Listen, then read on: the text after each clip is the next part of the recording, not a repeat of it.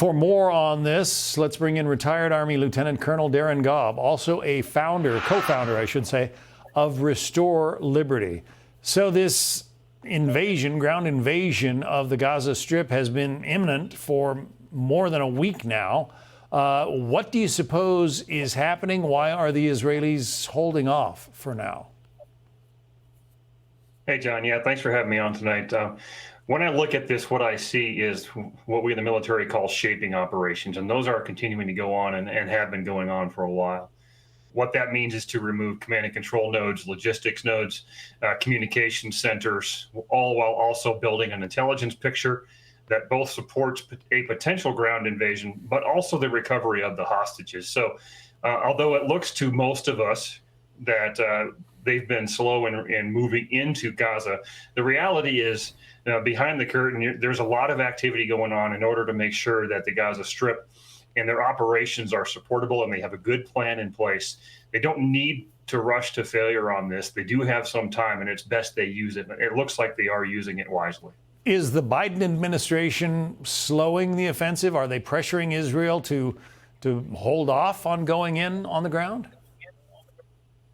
I hope not, but I wouldn't put that past them. I think part of the problem here is just Biden going into Israel at the time he did it. It kind of appeared like he was visiting Israel and talking to Netanyahu and saying, hey, control your rage, control your national reaction to this, and that kind of stuff, which would cause him to maybe slow down. And potentially he could be tying our support logistically or via some other means to Netanyahu's actions. I have said since the day this incursion, this barbaric attack by Hamas happened, I've been saying that, they knew that this was coming. This ground invasion of Gaza would be coming, and they must have prepared for that in advance. Is that the reason for the hostages? Could there be a lot more unpleasant surprises awaiting the Israelis? I have no doubt that the hostages are playing into the timing of everything, one side or the other. I suspect they're trying to get the hostages as leverage in order to delay a potential offensive or make them part of a public relations campaign as Israel moves in and use them in some sort of negative capacity. We've already seen the release of hostages used really as a ploy to show Biden that, hey, we're releasing Americans, so take your time, don't hurry. Maybe we'll release more. And I hope Netanyahu isn't buying this. I certainly hope Biden isn't buying this either, because this is just not what Hamas is. They really do not care about life. Yeah, including the Palestinian people. The Israelis say they are going to launch a sea, air, and land strategy. Break that down for us a little bit. The land component, fairly obvious, tanks and infantry moving in, armor and infantry and so forth. The air power we've seen already being used, but what about the sea power? Well, one of those is the fact that Hamas does have a sea capacity, or they have people who operate out on the Mediterranean Sea as in the same way they operate in land and to an extent within the air. So one of them is going to be to destroy anything that they might find out there in the first place. But the second one would be to make sure that nobody else interferes with their ground and air operations as they are occurring in Gaza. Just like we would create a no-go zone in the air, they're going to create the same thing out in the water to make sure that their ground forces are free to operate with as few impediments as possible. Everybody says that Iran is really the puppeteer here, that they control Hamas, they control Hezbollah. Does Iran want to get involved in this conflict directly? Do you think they would if things go badly for Hamas, for instance? Well, I think they would at some point if they thought they would gain significant advantage by doing so.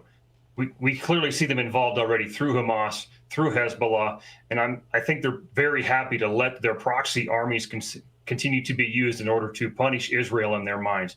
And that includes, by the way, the arms that they've sent and used out of the Houthi rebel areas in Yemen.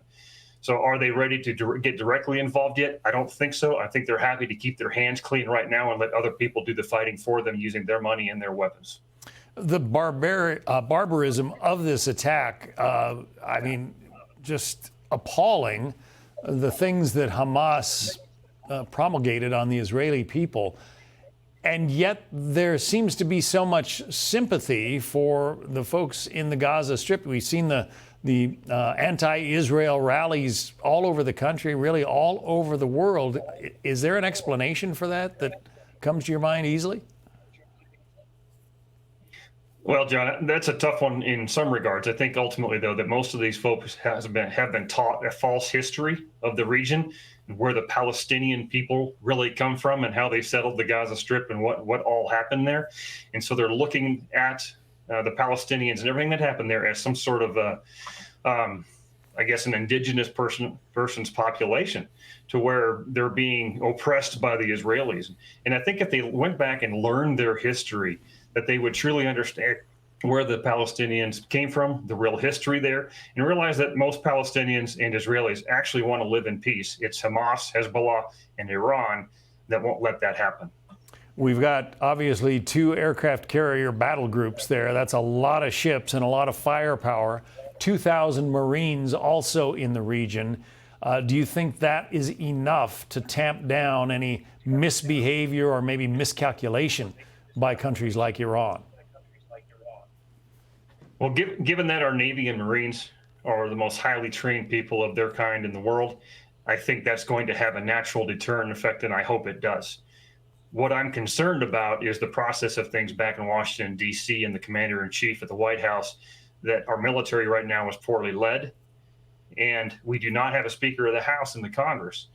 In order for America to declare any kind of war and get involved in conflict, it takes approval of Congress, not the president. So we need Congress to get straight as well, to make sure that we don't walk ourselves into a war that we shouldn't be in the first place. Yeah, let's hope that doesn't happen. Retired Army Lieutenant Colonel Darin Gaub, thank you. Hey, Sean Hannity here. Hey, click here to subscribe to Fox News YouTube page and catch our hottest interviews and most compelling analysis. You will not get it anywhere else.